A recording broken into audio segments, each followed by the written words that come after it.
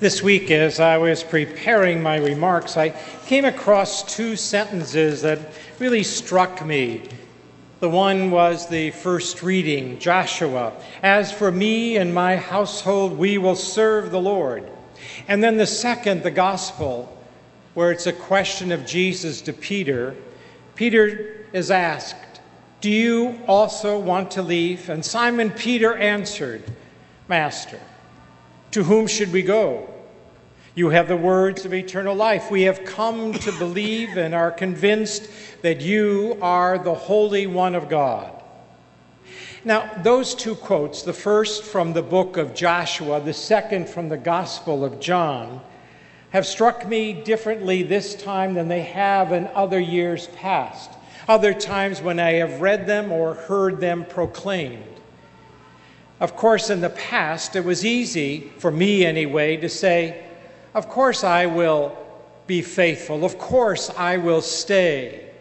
It was easy for me to agree with the words of Joshua or concur with Peter's remark.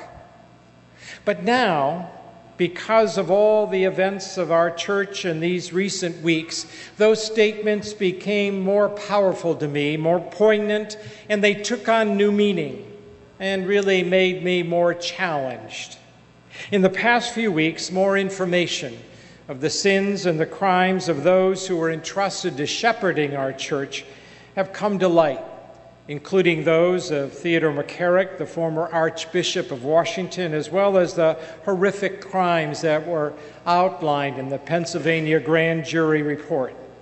I have found myself, as a priest of 45 years, saddened, ashamed, angered, and outraged by the actions and the failure to act by a number of our leaders. Those who were consecrated to serve God and protect God's people did neither. Tragically, they betrayed both of those trusts by their commission of crime and by their omission of care. That was not just wrong. It was both sinful and criminal. And as I read again the words of that first reading, Joshua, who said, "As for me and as for my family, we will serve the Lord," those words too rang differently to me. I thought of those families who were irreparably harmed by those criminal and appalling acts, those innocent victims forever scarred by the sickening actions. And how hard, I thought, almost impossible it must be for those individuals and those families to ever trust their priest, their bishop, or any minister in the church again. And that thought saddened me. I read the words of Peter again, back to the gospel, when Jesus questions him, "Will you leave?" And I found myself understanding a little deeper why Peter's response, why his answer is so tepid. He doesn't clearly say to the Lord, "I would never leave you. Nothing will ever stop me." Instead, Peter is a little hesitant. He cannot give his full assent at that time. He is confused. Peter is questioning. He's uncertain. Where else can I go is the best he can do. Where else can I go? I too feel a little bit like Peter. Overwhelmed, certainly. Questioning, obviously. Why were our leaders so sinful and so failing in their actions to protect? And how did they lack compassion for those so egregiously harmed? And even though these events have happened decades ago, their pain lingers for those abused, and their sin clings to those of us who continue to minister. So, again, like Peter, I found myself just saying what he did. Where else can I go? But here in this church, although broken and hurting, I love. For nearly 50 years, I've committed to serving this church, and I am angered and I feel a deep sense of betrayal as you by some of our leaders, how they have done harm to the church's inner goodness and holiness, and how they have wounded our people. Their failures, their criminal acts have deeply saddened me. The only dim light I read in the past week was that in the United States, our church's 2002 Charter for the Protection of Children and Young People appears to have stopped the abuse for most. In the report since then, only 2 cases have surfaced in the last 10 years. But even there, although I remember that and I welcome that reform, I am reminded that reform came about not because of any awareness of the need to sanctify the church, but rather because of litigation. So again, I went back to the gospel and to Peter's remark and his challenge. Now notice that Peter is not saying he's happy to stay. I think Peter understands why there was, in the gospel, a number of the disciples, it said, who went back to their former ways, leaving Christ. I think Peter understands why so many were leaving. But he is going to stay, even though it is not easy. Troubled at times, he says, "For me, there is no other place." Even though it is difficult, even troublesome, for Peter, he says, "There is no other option for me." Now that is for me a little bit of good news. Why? Because the Lord is saying to Peter, "I will accept your discipleship even when it is not full." Even though Peter says, "I am staying only because I have no better place to go," Jesus will accept that and announce that it is enough. So you and I have learned, too, that we can be disciples of Christ even when we are discouraged, disciples even when we have doubts, disciples even when we are angered, disciples even when we feel betrayed. When our church is broken and in need of reform, for me, it does not mean that my faith has been misplaced, my life wasted, or God is still not God. On the contrary.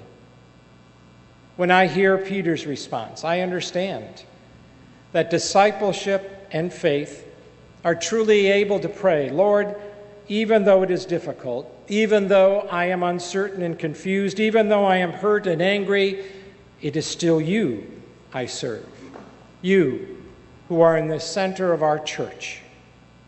Although it may not feel like much, when we answer Christ's question, by answering that question with our decision, it can be empowering. Our decisions really do define us. I was taught and read and reread a few sections of Viktor Frankl's book, Man's Search for Meaning. If you remember, he was the Austrian man who was imprisoned in the Nazi camps for 3 years. He wrote about that in his book, how he was able to survive those 3 years in those brutal conditions. He said he could survive because he retained his freedom to choose. He would not allow all the evil that engulfed him, surrounded him, and daily assaulted him to change him. When others stole food from the weak, when others mistreated some to survive, and when others came even at him to try to threaten his life to save their own, he chose not to let their evil force him to lose his humanity. I liked his response.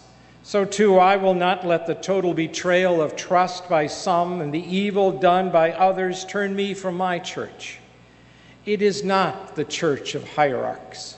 We were reminded in the Second Vatican Council, forcefully, poignantly, that our church is the people of God, and I will not leave those people.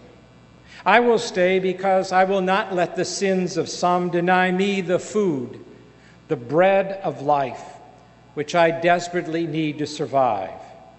I will stay because I will not let the criminal behavior of some to change me from speaking out and to working to change, to listen to all the voices and calling our church to gather at the table all the voices and not just a few.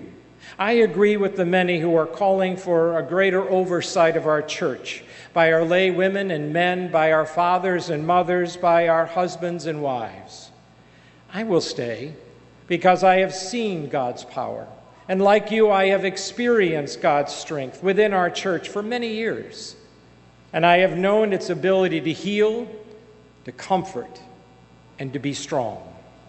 I will not permit the betrayal of others to erase all of that goodness. So you and I must continue to assure that these evil actions do not define us, nor rob us of God's holiness and God's goodness. In the end, Peter is right, and he has the best response. Master, Lord, where else? To whom shall we go? You have the words of everlasting life. I stay because I know it is here that the Lord works. Where else can I go to be fed with the bread of life that was given to me and promised those who eat this bread will live again? Where else can I go to be forgiven of my faults and my sins and reconciled to God? Where else can I go to be anointed and strengthened when I am sick and prepared for the journey in my death? I think the resolve and the faith of both Joshua and Peter have strengthened me, for they knew troubling and difficult times as well. They remind me that you can stay in something broken and wounded because of its inner goodness. God is still here. And I want to make certain that that face of God is not clouded nor hidden, and that power of God is not muted by evil acts. I will not leave the church I love.